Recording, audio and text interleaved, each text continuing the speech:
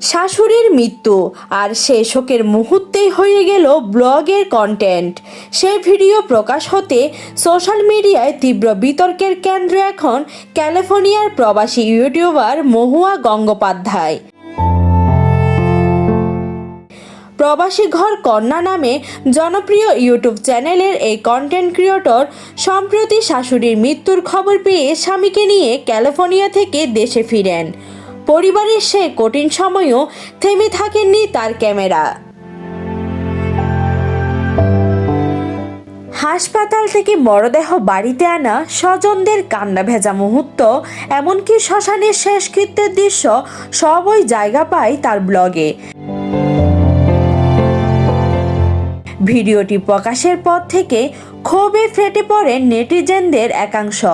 অনেকের প্রশ্ন, ব্যক্তিগত শোক কি এভাবে কন্টেন্ট হতে পারে? সবচেয়ে বেশি বিতর্ক তৈরি হয় ভিডিওটির একটি অংশ নিয়ে, যেখানে শেষকৃত্যের চুল্লিকে কেক ওভেনের সঙ্গে তুলনা করেছেন তিনি।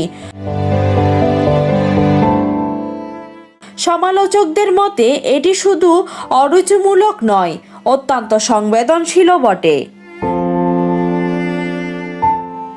অনেকেই মনে করেন ভিউ আর আয়ের আশায় ব্যক্তিগত শোকও সোশ্যাল মিডিয়ার বাজারে তুলে ধরা হচ্ছে। কেউ কেউ এই ঘটনাকে অমানবিক ও লজ্জাজনক বলে মন্তব্য করেছেন। তবে সমালোচনার জবাবও দিয়েছেন মহুয়া। তার দাবি, দর্শকদের তার নিজের পরিবারের অংশ বলে মনে করেন, তাই ভালো সময়ের মতো খারাপ সময়ও আড়াল করতে চাননি তিনি।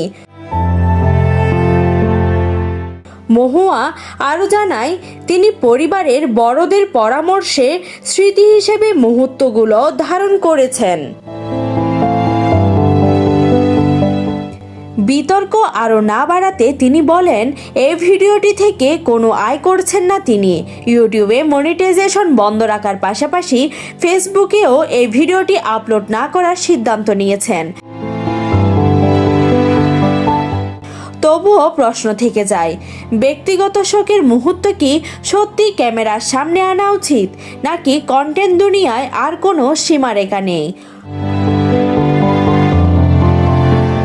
News desk, Hindus news.